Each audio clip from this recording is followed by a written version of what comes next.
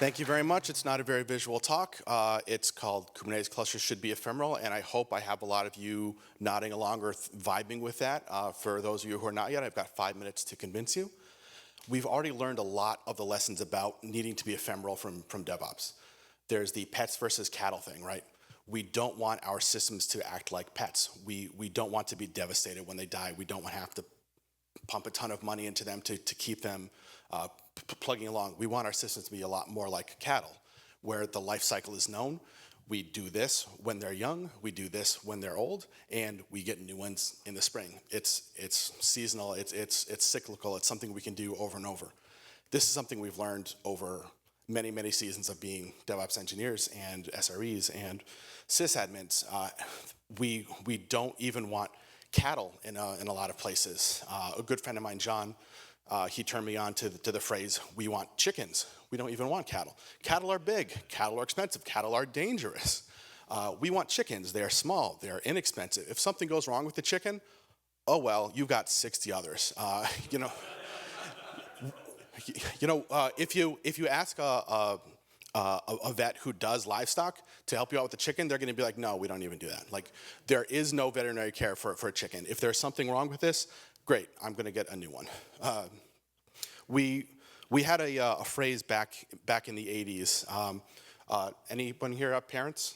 Parents? All right, welcome back from lunch, thank you. So my parents in the 80s used to tell me, I brought you into this world, I can take you out of it, and I'll make another one that looks just like you. That's exactly how we need to be dealing with our systems. We've learned this with application runtimes. We don't want to have a server sitting in a rack somewhere that no one has touched, and it's just gonna be there. It's running our LAMP stack, and I don't know, it's been there for 5 years. What's the uptime on that? We used to have like, oh, I've got an uptime of 5 years on this system. Horrible times. We don't want to go back there. We have containers now.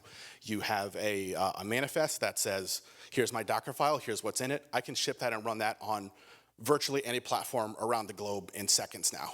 That's a much better environment to be in. We've already learned this lesson with containers in our application runtimes. We've learned this with virtual machines. We don't want to have virtual machines that we need a sysadmin to log into every Tuesday and apply patches manually. It's ridiculous. We don't want to go back to doing it. Instead, I'm going to create another one that looks just like you with the patches already applied.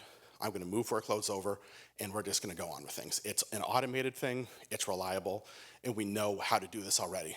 But we haven't yet applied it to our clusters. Our clusters are still pets for the most part. We have the cluster that we don't want to touch. It's been up, our uptime on our Kubernetes cluster is a year, is 16 months. How many folks here, I'm an AWS guy mostly, who here has EKS in production right now? All right, among you, who is 1 or 2 versions behind on your EKS? Yeah. Having to go in and apply those upgrades to your EKS, that's not just I'm gonna push the button in the console on a Friday afternoon and walk away and things are gonna be cool. Like, these are still things that we face some trouble with. Instead of having to apply upgrades in place to a working system in production, what if we stood up what we needed right next to it using a software-defined manifest like it would do with everything else? It's going to include our software-defined networking. It's going to include what our nodes look like. It's going to include all of the applications that we ship onto those things. Stand up our new cluster, point workloads over, whether blue-green deployment, whether canary, whatever, stand the new thing up, point our stuff to it, tear the old thing down. This is something that I've been doing for a little over a year now. I keep clusters in a multi-region deployment, and I have anywhere from 2 to 4. My automation stands up a cluster, they start to pull workloads, and I can turn off the workloads on the old one, turn them back on if I need to, and I try and do this every month, so I'm not caught in old systems, and it's something that we do regularly, and we solve the problems. I think that's where we get into the resistance to doing this, is that, oh, it's painful, or it's hard. And yeah, it was painful and hard with our VMs and our application runtimes as well. But we know that doing these things regularly, doing regular deployments, means we have to face that pain. We go through these things regularly and we understand, oh, when my cluster comes up, I don't know, sometimes Prometheus just isn't there. Yeah, that's a pain point, we've got to solve it. We put it into our application runtimes and we we make sure that pain goes away for the next time. So that week after week after week, we can stand up a new cluster, point some traffic to it, and the oldest cluster goes away. So that's the big idea. Thank you very much.